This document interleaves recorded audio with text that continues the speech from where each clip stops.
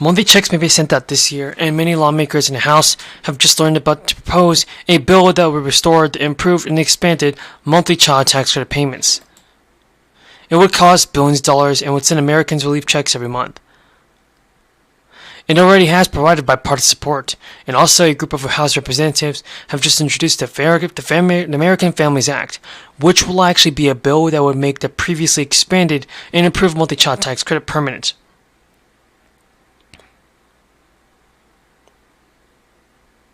And during the crisis, the American Rescue Plan Act provided relief for American families through a series of payments and credits. One of those was a supercharged version of the child tax credit. And beginning in July of 2021, the IRS began distributing nearly $90 billion in advance child tax credit payments to families. Those are paper checks or direct deposits that appeared each month. And the payments were equal to 50% of the child tax credit estimated to be families and available to the families. Based on information reported on their federal income tax return, eligible families who did not receive the advance payments or didn't receive enough can claim the full credit on their 2021 tax return during the tax filing season.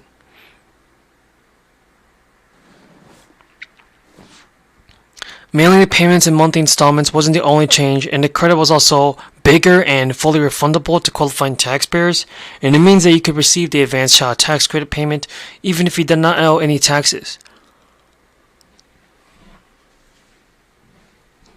It has reached more than 61 million children, and studies suggest that it made a tremendous impact. A 2022 paper from the American Medical Association noted that children in the United States are more likely to live in poverty than any other age group.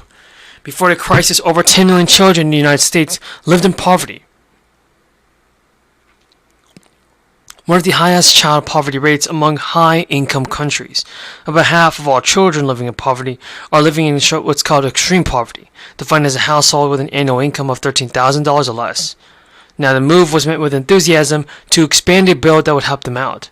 There does appear to be bipartisan support for making changes to the child tax credit, and various proposals have been floated by the GOP senators. But so far, House Republican leaders are hoping to pass a rule to set up floor votes on a bill to constrain the government's ability to regulate gas stoves.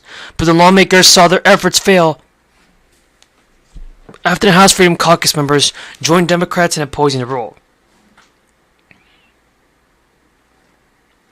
The final vote of the rule was 206-220. A dozen Republicans opposed the rule. The 12th vote voted against the rule cast by House Majority Leader Stephen Scalise. So folks, I hope that President Biden can do more for the people in setting out stimulus payments. Passport into the city, appreciate it very much. And I want to thank everyone. Nearly 1 out of every 3 teenagers in America reported that the state of their mental health was poor. 2 out of every 5 teenagers felt persistently sad or hopeless.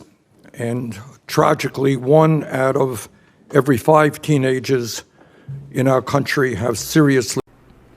Because on the way, new payments are being approved, and now lawmakers are in several states and have just announced a brand new plan, and this brand new plan will directly help the low income.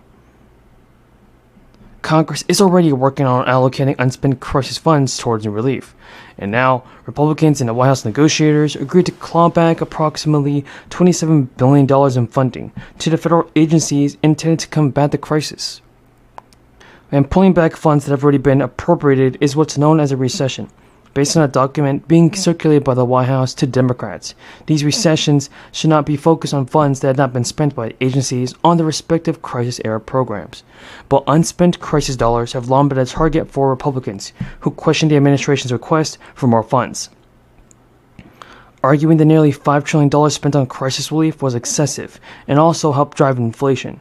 Some of these programs were largely concluded, and others will only see partial recessions, while others were taken because there are no immediate demands. Even the White House budget director was a key negotiator on the deal. The appropriators will use some of that money to spread around how they see fit and individual line items to bill. In other words, these unused crisis funds will be distributed by Congress during this year in budget process to other parts of the federal budget, reducing overall government spending. But as recently as late last year, the White House has asked Congress for an additional $10 billion in crisis funds.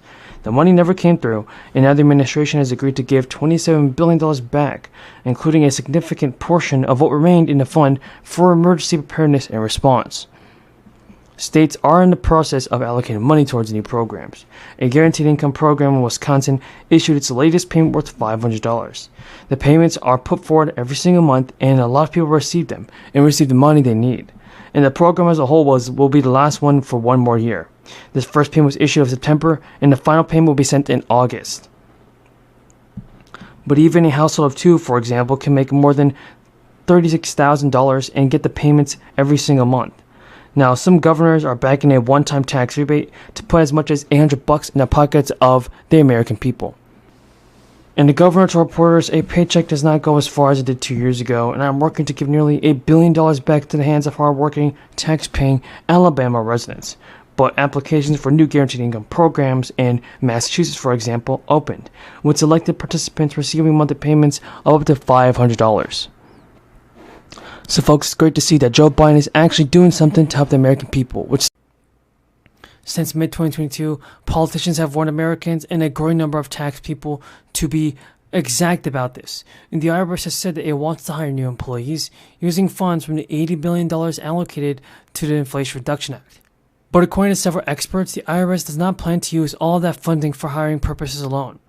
As the New York Times pointed out, the IRS total number of full-time employees is 20% fewer than what the agency had in 2010. Even though the population has grown, to bolster its numbers, the agency plans to hire using a lot of money, with roughly $7,200 of those being hiring enforcement staff. This would add to the 5,000 phone personnel the agency hired before the 2023 tax season began. Increased funding to the agency would help it more experienced auditors who can handle complicated tax filings. It could help the agency close the annual gap between what is owed and what is collected. The agency has said that it wants to help taxpayers get the deductions and tax credits they deserve. Right now, the focus is on providing eligible and educational materials that break down deductions in plain language. So hopefully people can get their stimulus cash. Folks, we have a lot of news about the fourth stimulus check, Social Security benefits, SSI, and SSDI. Continue watching this video because you don't want to miss out on this. For the vast majority of Social Security beneficiaries, their monthly check is vital to their financial well-being. After 20 years of annual polling, it is found that no less than 80% of retirees rely on their Social Security benefit in some capacity to meet their monthly expenses.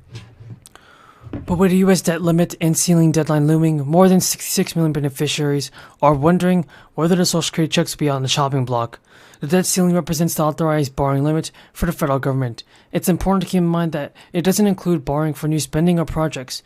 Rather, it's to cover the federal debt limit and existing financial obligations. At no point in America's history has the federal government defaulted on its